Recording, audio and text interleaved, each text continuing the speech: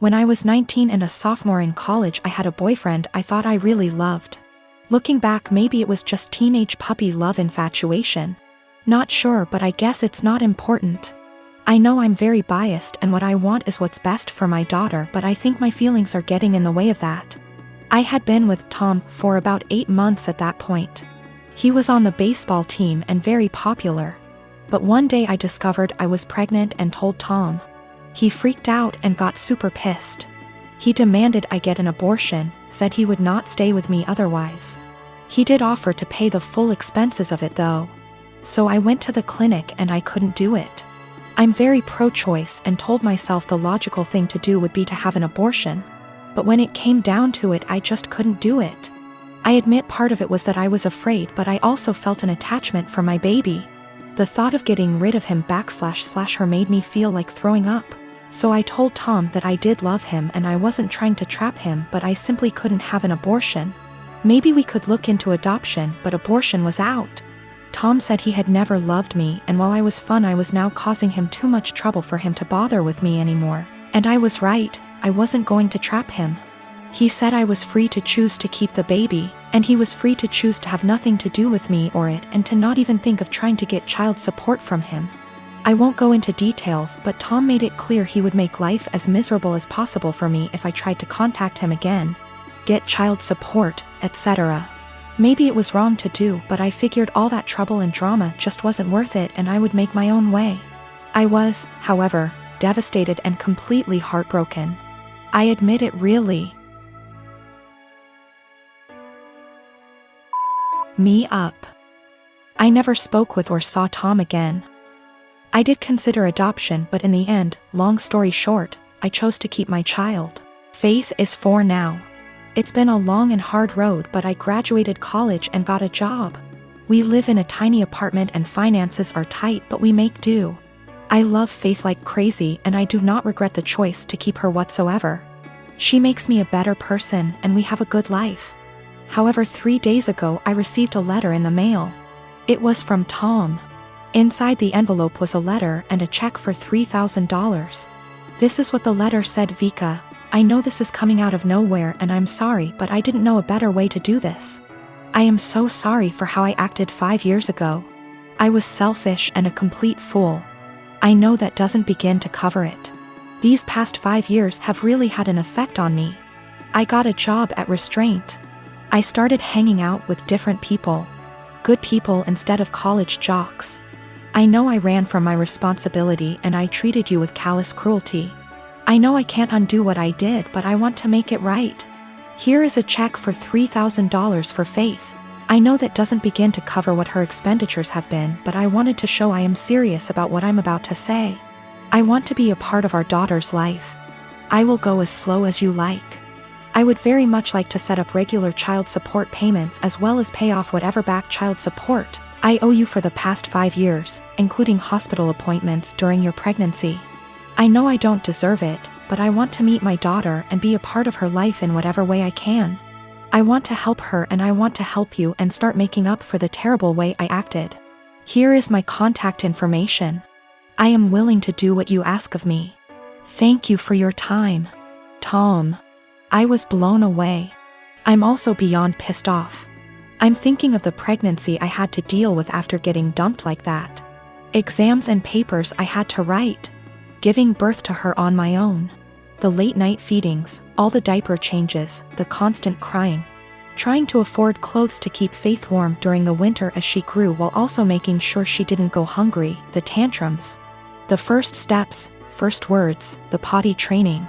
He wasn't there for any of that, and now he just wants to come waltzing into her life like nothing happened. After doing whatever he felt like now that Faith is out of the unfunny baby years and she's a well-behaved child who can now carry on a conversation, and knows how to use toilet and doesn't wake up every 2 hours. Faith has started asking questions like, where is her daddy? How come she doesn't have a daddy? And I've been doing my best. I've been saying mommy doesn't know where daddy is, true until now. And she doesn't have a father because daddy wasn't ready to be one when she was born. Maybe that's the wrong answer, but I am doing my absolute best.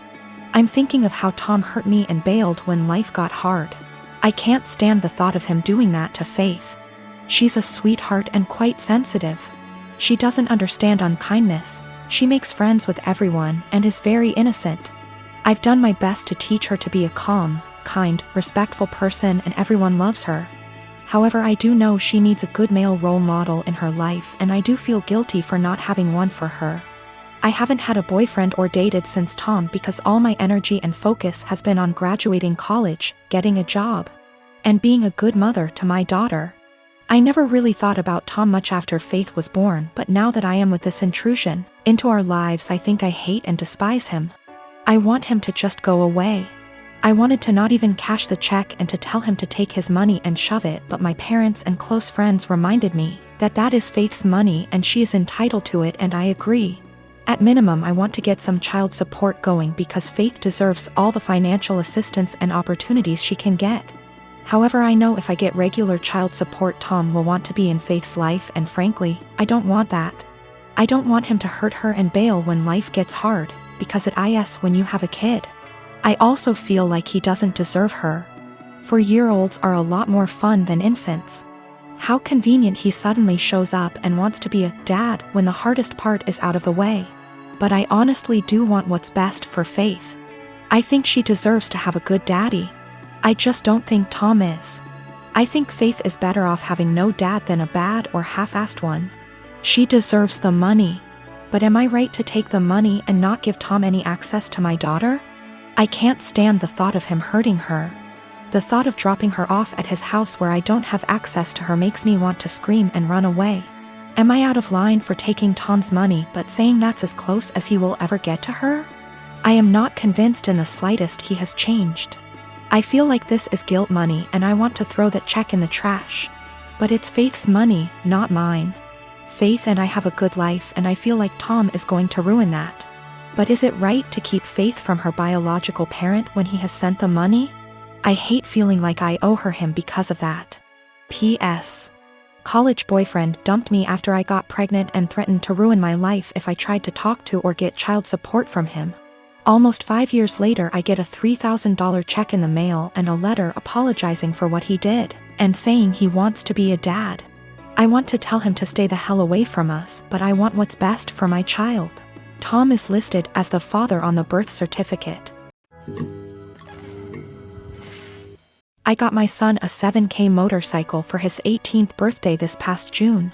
My son is obsessed with automobile and loves motorcycles.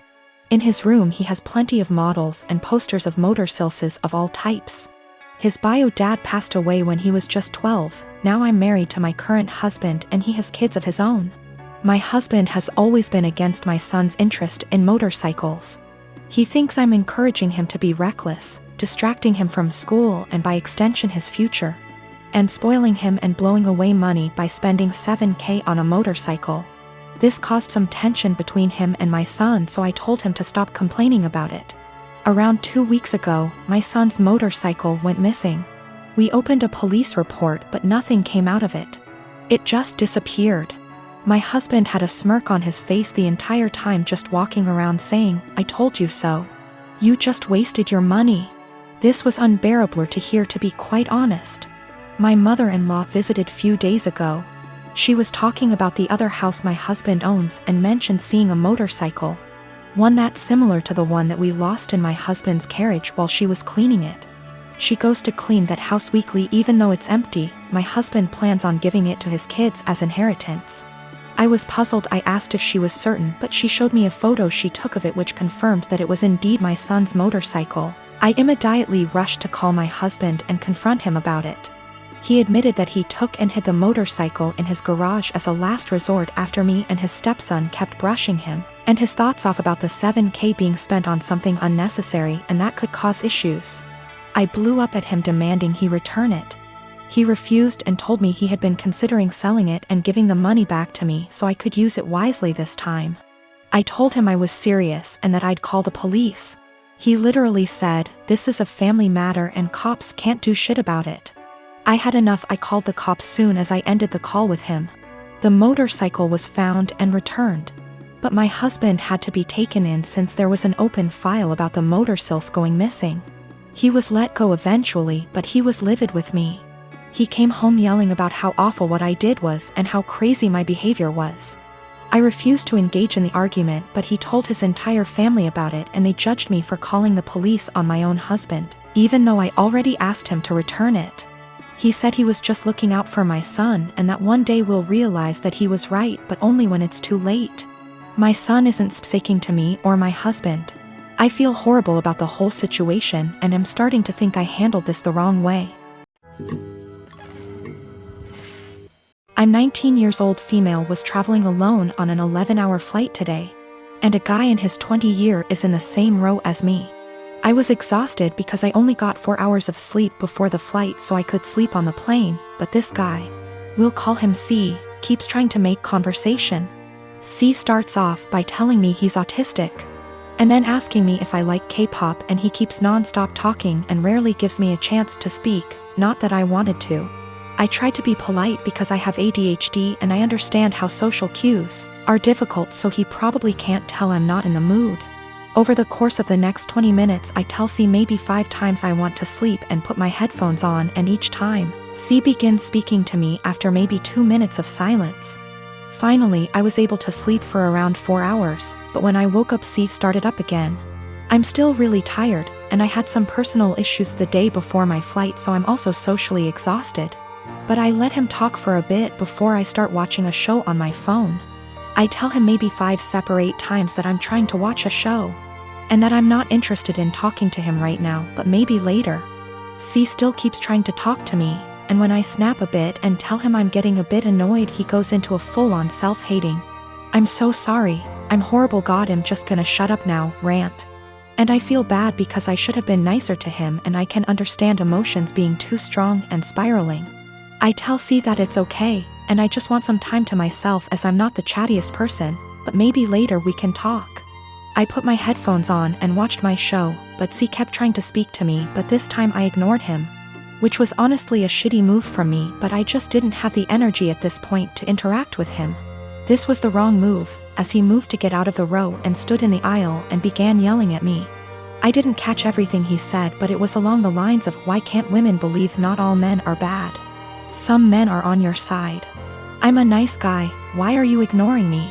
He storms off to the bathroom, and I take that chance to ask a flight attendant if I can change my seat because he really freaked me out, and I didn't want to have a panic attack on a plane. The flight attendants were amazing and got my stuff and moved me far away from him. I feel like I'm TA because he does have autism, and I could have been more patient maybe, and ignoring him was a shit thing to do. My boyfriend of almost 3 years told me a series of white lies that to me seem more serious. Can't tell if I'm overreacting or if this is actually indicative of a bigger problem. My boyfriend and I have been dating for almost 3 years, living together for 2. We have a pretty good relationship, obviously with ups and downs, but we make it work and are happy. A little background on me and my boyfriend. I come from a single-parent home. My father was absent. My mother was and is by no means perfect, but she did her best with what she had. We were poor. Life was never easy for us, but we had each other. Since I was pretty young, I've wanted to pay her back someday. I've worked incredibly hard to be able to do so. I help her financially as much as I can and regularly pay her bills / send her cash. I'm also her only living child now, as my brother passed away 5 years ago, which basically left me to help her. I don't care, I love my mother, and the right thing to do is to help her when she needs it. But is stressful. This is relevant because my boyfriend described coming from a somewhat similar past, and it is something we have bonded over. Having the mutual experiences seemed to bring us closer.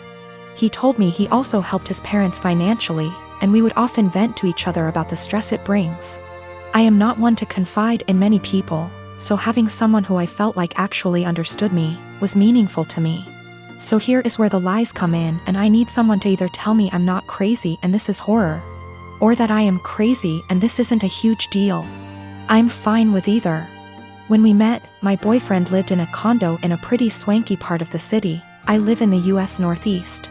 He told me he owned that apartment / condo. I found this to be interesting / odd because he was 28 at the time, and I know this property is upwards of $650,000 on the low end, and he was in an entry-level job for only like 2 years, so the numbers just didn't really add up.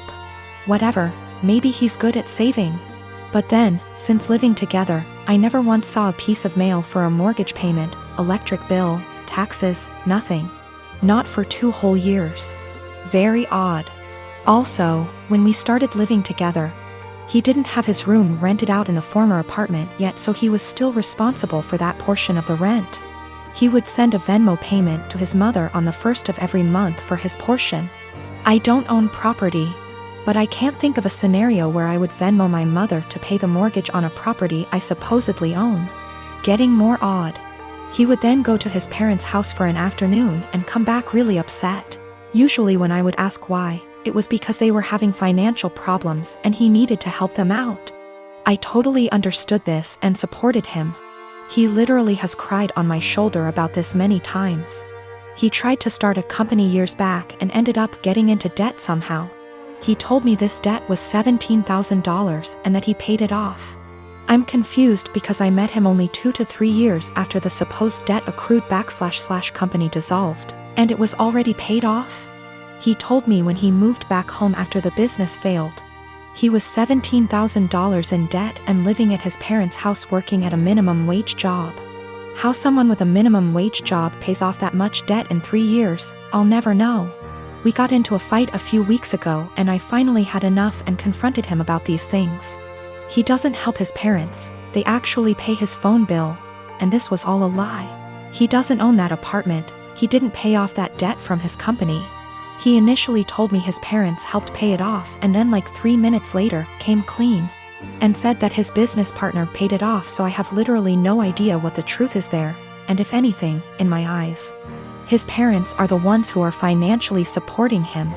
So now, I'm dating a 31-year-old man who doesn't pay his own phone bill, was lying to me and / or completely fabricating aspects of his life for 3 years.